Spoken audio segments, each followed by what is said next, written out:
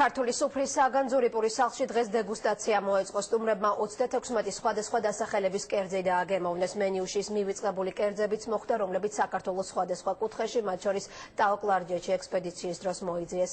მათი დეგუსტაცია ხვალიდან M ჯგუფის ყველა კაფესა და რესტორანში იქნება შესაძლებელი. ქართული სუფრის საგანძური ტრადიციული კერძების საიდუმლო მომზადების წესი. ახალი პროექტის პრეზენტაცია დღეს გაიმართა. ეს ის კერძებია, რომელიც საუკუნეების განმავლობაში ქართველმა ხალხმა შეინარჩუნა. M ჯგუფის პროექტის მეშვეობით ამ კერძების დაგემოვნება დღეს პურის სახლის სტუმრებმა შეძლეს. ჩვენი ჯგუფი დადის სხვადასხვა რაიონში, საქართველოს სხვადასხვა რეგიონში, კუთხეში, სადაც აქ მოიძიეს კერძები, დაკარგული და მივიწყებული კერძები, ისწავლის მათი დამზადება, მათი შეფუთვის წესი და ჩამოიტანეს, რა თქმა უნდა, ჩვენთან. კერძების ძირითადი ინგრედიენტები ნიგოზი, რძის ნაწარმი და ხორცეულია. მზარეულები დარწმუნებულები არიან, რომ ახლად გახსენებული ტრადიციული კერძები პოპულარობით ისარგებლებს.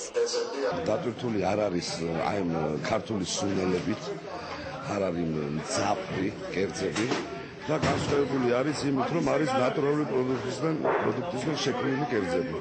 2010 წლის ზაფხულში M ჯგუფის ეგიდით საძიებო ექსპედიცია საქართველოს ყველა კუთხეში, მათ შორის მის ისტორიულ ნაწილში, ტაო-კლარჯეთშიც მიმდინარეობდა. წამოწყებული პროექტი მივიწყებული კერძების მომზადების წესების გადარჩენას და მომავალი თაობისთვის შენარჩუნებას ისახავდა მიზნად. პროექტში აქტიურ მონაწილეობას დიასპორის საკითხებში სახელმწიფო მინისტრის აპარატიც იღებდა. ქართული კულტურული მემკვიდრეობა არ არის მხოლოდ ჩვენი ძეგლები, არ არის მხოლოდ ჩვენი სიმღერები და ცეკვა, არის ასევე ქართული სამზარეულო. ძალიან მიხარია, რომ ამ პროექტში მონაწილეობა მიიღო ქართულმა დიასპორამაც, იმიტომ რომ ბევრი რეცეპტი შემორჩენილი იყო სწორედ ქართულ დიასპორაში. ექსპედიციის შედეგად სულ 150-მდე ტრადიციული ქართული კერძის მომზადების წესი მოიძებნა, რომელთა რეცეპტები მხოლოდ რეგიონების უხუცესებშია შემორჩენილი. მივიწყებული ქართული კერძების დაგემოვნება M ჯგუფის რესტორნების ქსელში მისულ ყველა სტუმარს უკვე ხვალიდან შეეძლება. ამავე